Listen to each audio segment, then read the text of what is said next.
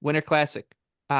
Seattle Kraken hosting the Vegas Golden Knights at what do they call it now? It's not Safeco Park in Seattle. I think it's Where AT&T. Or AT&T. am I wrong? How many baseball fields are named AT&T ballpark these days? It's like Canada. All the rinks are either Oh, I'm Rogers wrong. That Place doesn't or look right. it's where the Mariners play. Is It's a nice field. I've been there. I, Being the Canadian am.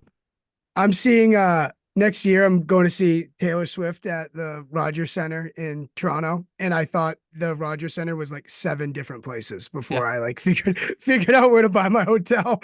I'm Tim like, goes to wait. Vancouver. I was like, wait, yeah. where is this again? I forget where we're going. There's 3 of them, right? There's Rogers Place, Rogers Palace, and Rogers Center. Then you got the Scotiabank Arena, Scotiabank Place in Halifax. It's crazy. Anyways, we'll put that conversation aside and focus on the betting for the Winter Classic. Seattle's a home underdog plus 134.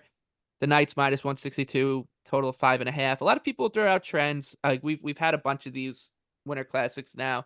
I think so much of it is matchup dependent. Like because you'll serve up the first one ever, for example, that went to shootout. It was like 2-2, and it was kind of a slog. A lot of that was just they didn't know what It they was were a doing yet. snowstorm, and it was a Yeah, it was a snowstorm. snowstorm in The Buffalo. Sabres Nobody, Pens one. Yeah. yeah, nobody knew what they were doing either. Like it just was. And then it in a weird way, it's kind of just become more of a normal game, I think, over the past few years. But I will say, I do think this game is a good bet to go past regulation, because when you look at these two teams, as good as Vegas is, they aren't the type of behemoth to just like we saw out of Colorado a couple years ago, where they'll just get their legs under them against certain teams and run away. Like that's just not who they are right now.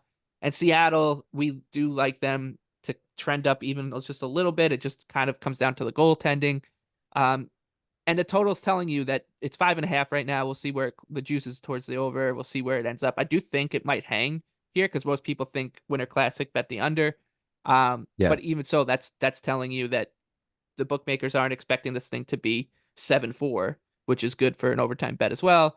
So that's what I'm going to be playing. I'll be playing, this game to go past regulation. I think if I had to pick a side, I would choose Seattle. But those are my thoughts here. Nick, anything on the Winter Classic?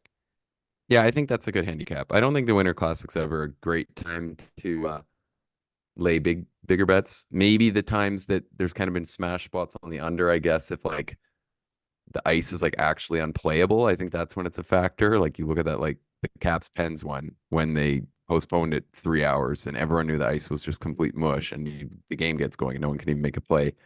I think that's maybe when those under trends are a little more relevant. But I think the overtime bet is a fun way to get in on this. Seattle just sets up as such a like hang around team right now. And I think when you throw a little extra hype into the mix, you're a little, you're more likely to see teams both come out quite prepared. Hopefully less mistakes, keeps the game a little tighter. So yeah, I think the overtime bet is a good punt, a good way to get some action on like what will be a standalone fun game. So I think that's a good take.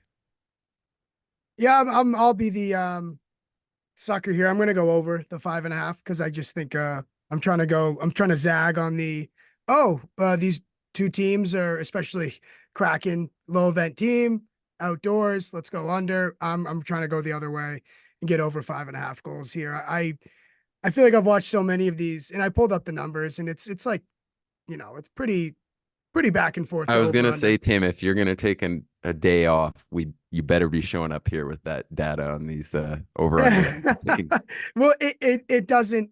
It's all there's too many factors, like you said, with like sometimes the ice is mush, sometimes the sun is shining in the goalie's eyes. So there's too many extraneous variables here, but I'm just gonna go over because I want to have something on it. And I could see some power play goals from Vegas, and yeah, it's a really strong handicap out of me here. But hey, Hey, the playing an outdoor game, I want to watch it and have something. I'm gonna go over. I think to look at it like from another point of view too, 5.5, unless you're gonna significantly move the needle for the fact that it is an outdoor game and spot.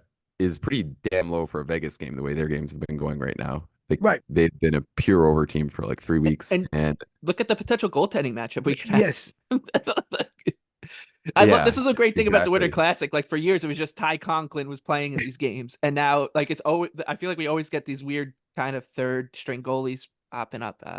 And this year could be Joey Decord and Yuri Patera. Vegas might call him. Well, what's Conklin doing? Yeah, Conklin's still around. He's I'm sure he's kicking it up.